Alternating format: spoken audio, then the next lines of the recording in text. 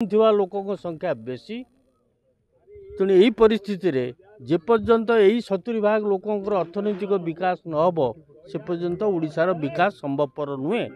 କିନ୍ତୁ କ୍ରମାଗତ ଭାବରେ ସରକାର ମାନେ କେବଳ ଚାଷୀଙ୍କୁ ପ୍ରଲୋଭିତ କରି ଭୋଟ ନେବାର ରାସ୍ତା ସିନା ଖୋଜୁଛନ୍ତି, ପ୍ରକୃତ ପକ୍ଷରେ ଚାଷୀଙ୍କର ଅର୍ଥନୈତିକ ବିକାଶ କିପରି ହେବ ସେପରି ନିର୍ଦ୍ଦିଷ୍ଟ କିଛି କାର୍ଯ୍ୟକ୍ରମ ଗ୍ରହଣ କରୁନାହାନ୍ତି।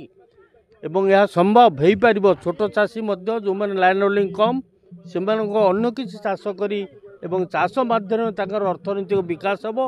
ଏବଂ ଅର୍ଥନୈତିକ ବିକାଶ ମାନେ ଯେପର୍ଯ୍ୟନ୍ତ ଓଡ଼ିଶାର ଯୁବକମାନେ ଚାଷ ପ୍ରତି ଆକୃଷ୍ଟ ନ ହୋଇଛନ୍ତି ସେ ପର୍ଯ୍ୟନ୍ତ ମଧ୍ୟ ଚାଷର ବିକାଶ ହେବା ବା ଅର୍ଥନୈତିକ ବିକାଶ ସମ୍ଭବ ନୁହେଁ। ମୋର ଆଜି ସମସ୍ତଙ୍କୁ ଶୁଭେଚ୍ଛା। ଆଶା କରୁଛି ଯିଏ ଯେତେବେଳେ ସରକାରରେ ରହନ୍ତୁ ନା କାହିଁକି ଓଡ଼ିଶାରେ ଏହି 70% ଲୋକଙ୍କର ଅର୍ଥନୈତିକ ବିକାଶ ପାଇଁ ଯଦି ନିର୍ଦ୍ଦିଷ୍ଟ ପଦକ୍ଷେପ କାର୍ଯ୍ୟକ୍ରମ ଗ୍ରହଣ ନ କରିବେ ତାହେଲେ